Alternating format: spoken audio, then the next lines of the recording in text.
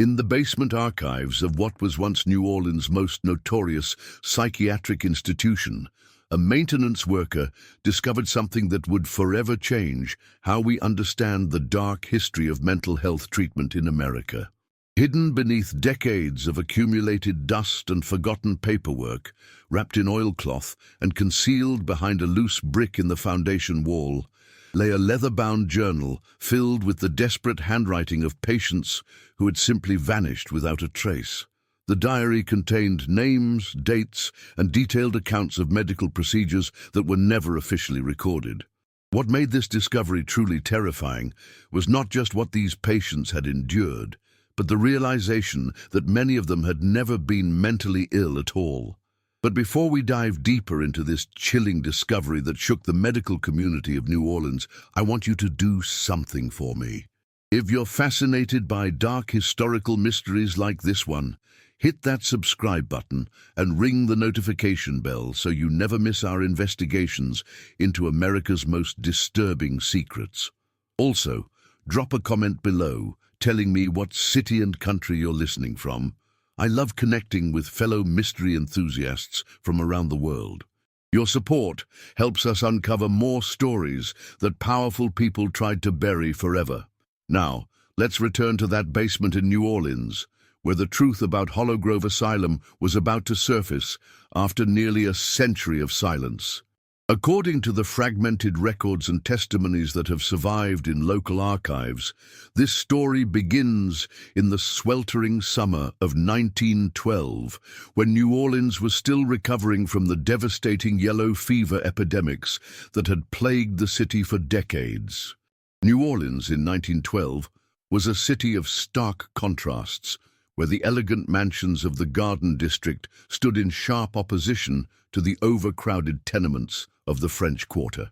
The city's unique blend of French, Spanish, and American influences created a society where old European medical practices mixed uncomfortably with emerging American psychiatric theories. Yellow fever had claimed thousands of lives in previous decades, leaving behind a population deeply suspicious of doctors and medical institutions, yet desperately in need of proper health care. Hollowgrove Asylum sat on the outskirts of the French Quarter, an imposing three-story brick building that had originally been constructed as a private residence for a wealthy sugar planter in the 1840s.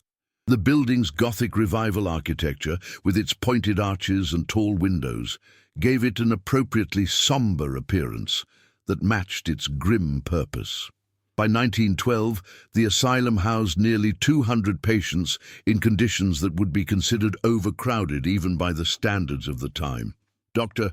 Marie Hollowgrove had arrived at the institution in March of 1912, appointed as the new medical director after the sudden departure of her predecessor. At 34 years old, she was one of the few female physicians in Louisiana, having earned her medical degree from Tulane University despite facing considerable opposition from her male colleagues.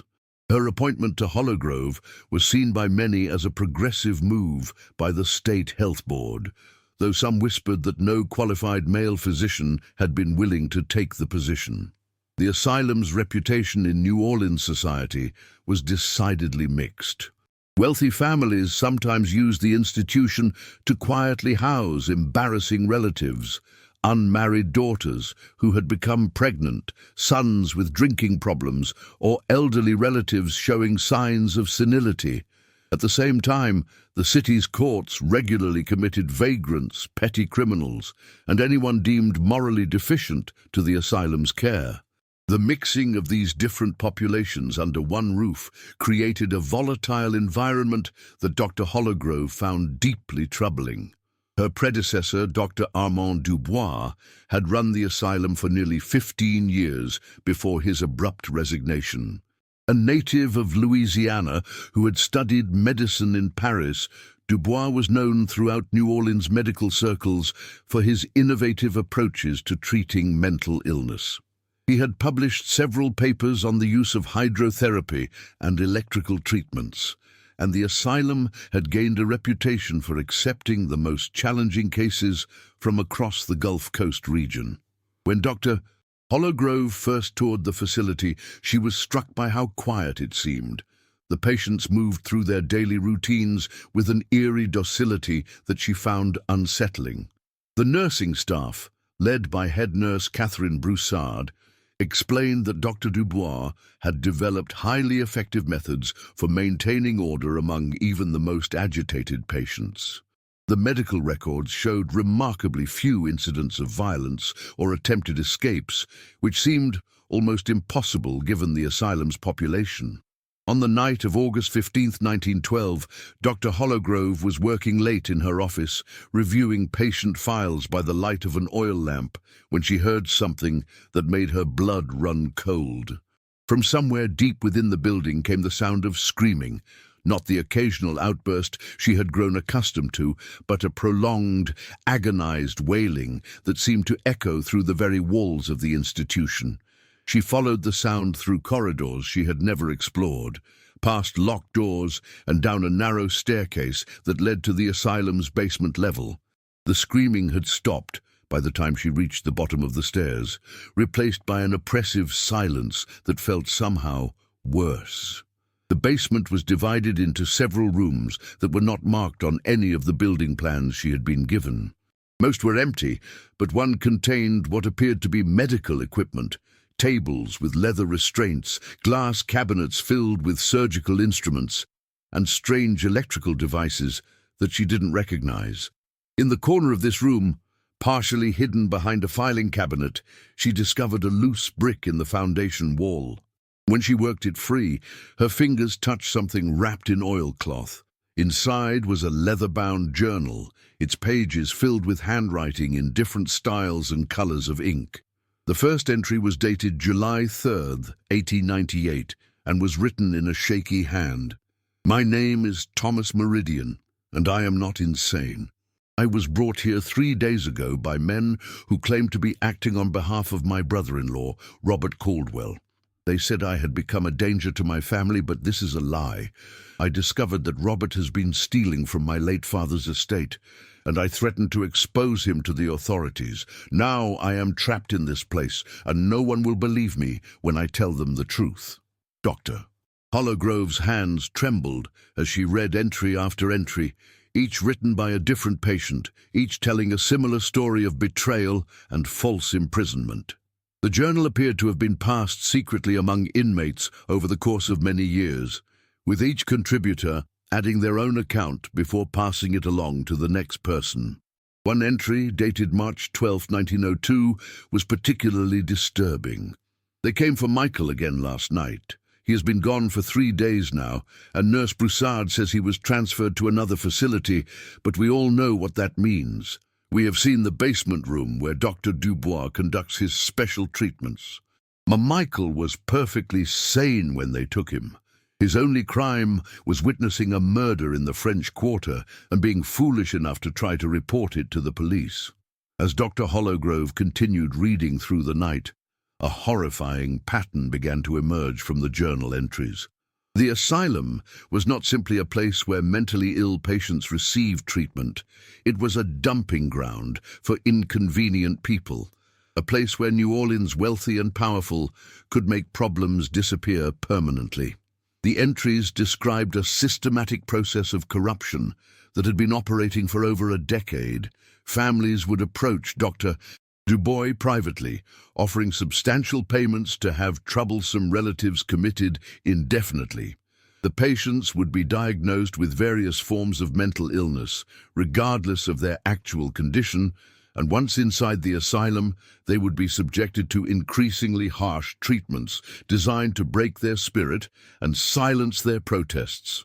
One particularly detailed entry, written by someone who identified herself as Margaret Fontenot, described the asylum's admission process. "They brought me here because I threatened to expose my husband's business partner for embezzling funds from their shipping company. Within hours of my arrival, Dr. Dubois had declared me to be suffering from female hysteria and delusions of persecution. And the nurses stripped me of my clothes and personal possessions, and I was given a rough cotton dress marked with a number instead of my name. From that moment on, I ceased to exist as Margaret Fontenot and became simply Patient 47. The journal revealed that Dr. Dubois had developed an elaborate system of medical treatments that were actually forms of torture designed to break the will of patients who maintained their sanity. These included prolonged cold water baths, electrical shocks administered through crude devices, and the forced injection of various chemicals that induced hallucinations and disorientation. More disturbing still were the accounts of patients who had been subjected to experimental surgical procedures. Dr. Dubois had apparently been conducting unauthorized operations on the brains of his patients, attempting to perfect techniques that he claimed would cure mental illness, but which seemed designed more to ensure permanent docility. One entry, written in barely legible handwriting, described such a procedure. They took Sarah to the basement 3 weeks ago. When she came back, she could no longer speak properly and seemed to have difficulty recognizing any of us. Dr. Dubois told the staff that the operation had been a complete success, that Sarah's violent tendencies had been permanently cured. But Sarah had never been violent. She had been committed here for the crime of inheriting property that her stepson wanted to claim for himself. Over the following weeks, Dr. Hollowgrove began conducting her own investigation into the asylum's records. She discovered that the official patient files bore little resemblance to the accounts in the hidden journal. According to the paperwork, patients who had supposedly been transferred to other facilities or released to family members had actually died of various medical conditions, always without any witnesses present except for Dr. Dubois and his most trusted staff members. She also noticed that a disproportionate number of the asylum's patients came from wealthy families or had been involved in legal disputes with prominent citizens of New Orleans. Cross-referencing the names in the journal with city records, she discovered that many of the patients had been perfectly respectable members of society before their commitment: business owners, clerks, domestic servants, and even a few minor city officials who had apparently fallen out of favor with their superiors. The investigation led her to examine the asylum's financial records, which revealed a disturbing pattern of private payments that far exceeded what the state provided for patient care.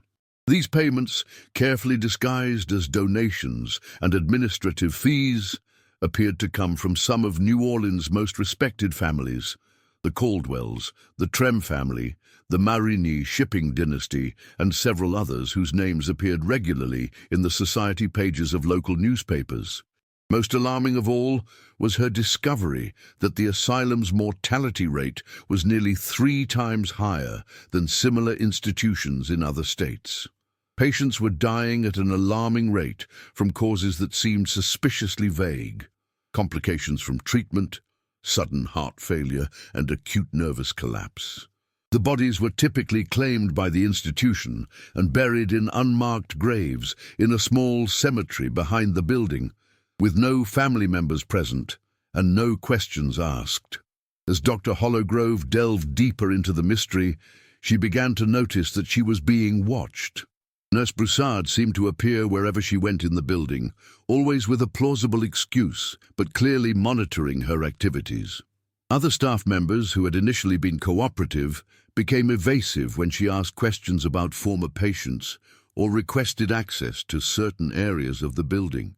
One evening, while reviewing patient files in her office, she discovered that several of the records she had been studying had disappeared. When she asked Nurse Broussard about the missing files, the older woman claimed to know nothing about them and suggested that Dr. Hollowgrove might have misplaced them herself. The situation reached a breaking point in early October when Dr. Hollowgrove witnessed something that confirmed her worst fears about the asylum's operations. While making her evening rounds, she noticed a commotion near the staff entrance to the building.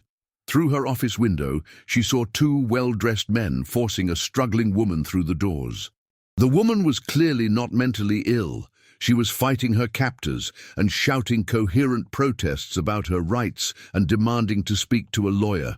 Dr. Hollowgrove hurried downstairs to intervene, but by the time she reached the admissions area, the woman had already been subdued with what Nurse Broussard explained was a sedative to calm her hysteria.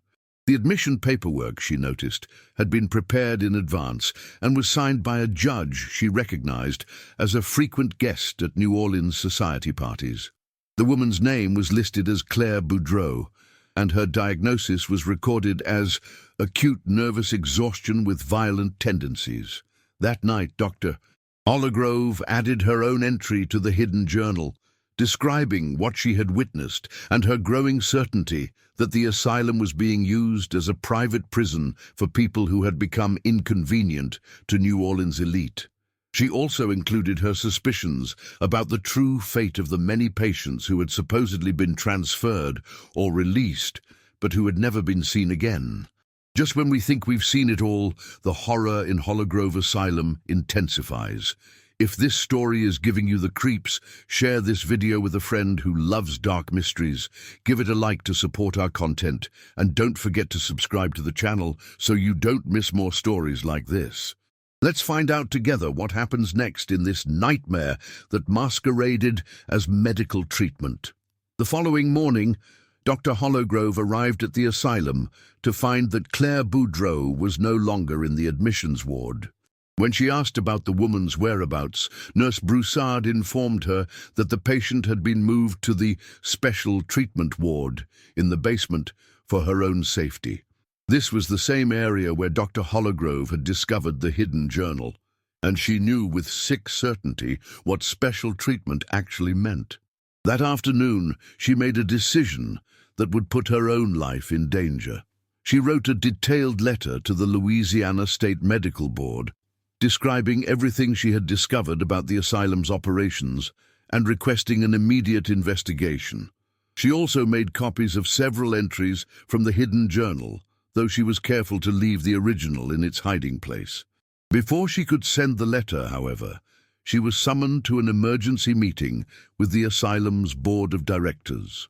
The meeting was held in the parlor of a mansion in the Garden District, and the attendees included several of the most powerful men in New Orleans, judges, business owners, and politicians whose names she recognized from newspaper headlines. The chairman of the board, a silver-haired man named Alphonse Marigny, explained that they had received disturbing reports about Dr. Hollowgrove's erratic behavior and her unfounded accusations against the asylum's former director. They were concerned, he said, that the stress of her new position might be affecting her judgment. The truth became crystal clear to Dr. Hollowgrove as she sat in that opulent parlor, surrounded by men who spoke in calm, reasonable tones about her delusions and the need for her to take a restorative leave of absence. She realized that these were the same men who had been funding Dr. Dubois' operation, the same men whose names appeared as signatories on commitment papers and death certificates. Alphonse Marigny leaned forward in his chair and explained the situation with chilling clarity. The asylum, he said, provided a valuable service to the community by removing undesirable elements who threatened the social order of New Orleans. These were not innocent people, he claimed, but troublemakers, blackmailers, and witnesses to activities that could damage the reputations of respected families. Dr. Dubois understood his role perfectly, Marigny said. He knew that some patients required more intensive treatment than others, and he was willing to provide whatever level of care was necessary to ensure the safety and stability of our community. We had hoped that you would prove equally understanding. When Dr. Hollowgrove refused to cooperate with their plans, the men in the room exchanged meaningful glances. Judge Beauregard, a thin man with cold eyes, produced a commitment order that had already been prepared.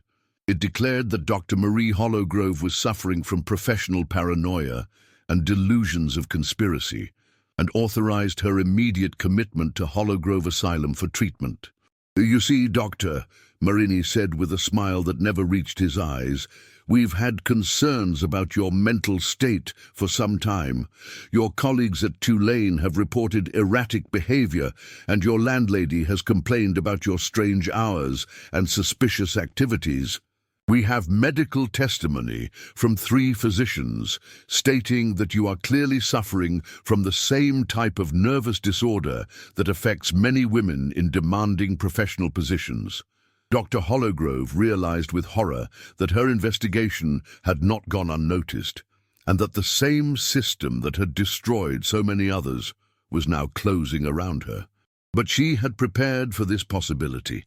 The letter she had written to the State Medical Board was not in her possession.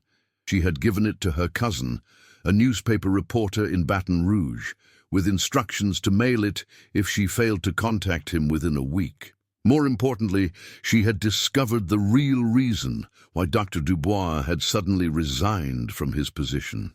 According to the final entries in the hidden journal, Dubois had been planning to expose the entire operation to federal authorities. His resignation had actually been his murder, disguised as a suicide, carried out by the same network of corrupt officials who were now threatening her. The basement room where she had found the journal contained more than just surgical equipment. It contained the remains of dozens of patients who had been killed when they became too inconvenient to keep alive. Dr. Dubois had documented everything in a separate set of records, hidden in a safe behind a false wall in his former office.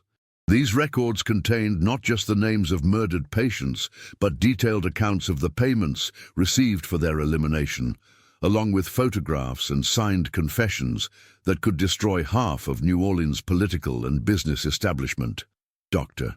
Marie Hollowgrove's letter reached the Louisiana State Medical Board on October 23, 1912, the same day that local newspapers reported her tragic death in a carriage accident. The timing was suspicious enough to prompt a federal investigation, especially when her cousin provided copies of her correspondence describing threats against her life. The investigation that followed revealed the full scope of the conspiracy that had operated at Hollowgrove Asylum for nearly 15 years. Federal agents discovered the hidden basement room, the unmarked graves, and Dr. Dubois' secret records, which provided evidence of more than 200 murders carried out under the guise of medical treatment. The scandal destroyed numerous prominent families in New Orleans and led to criminal charges against 17 individuals, including judges, politicians, and business leaders. Nurse Catherine Broussard, who had been Dr. Dubois' primary accomplice, provided detailed testimony in exchange for a reduced sentence, describing how patients were selected for elimination based on payments from wealthy families and instructions from corrupt officials. The hidden journal, which had been passed among doomed patients for over a decade, became a crucial piece of evidence in the trials that followed.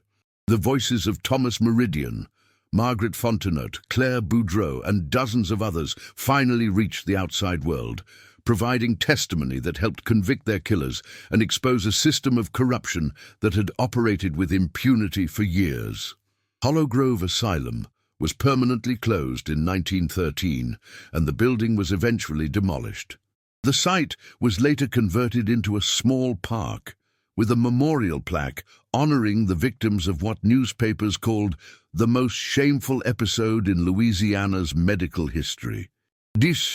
But perhaps the most chilling aspect of this story is how easily such a system could operate in plain sight, protected by wealth, political connections, and a society willing to look the other way when inconvenient people simply disappeared. The patients who wrote in that hidden journal understood that they were documenting their own murders, yet they continued to write, hoping that someday their words would reach someone who cared enough to seek justice for the forgotten and the powerless. This mystery shows us how easily institutional authority can be corrupted when there are no safeguards to protect the vulnerable. What do you think about this story? Do you believe all the conspirators were brought to justice, or do you think some escaped punishment? Leave your comment below. If you enjoyed this dark chapter from American medical history and want more stories like this, subscribe to our channel, activate the bell notification, and share with someone who appreciates the importance of remembering these buried truths. Until next time, keep questioning the official stories. Sometimes the most horrifying truths are hiding in plain sight.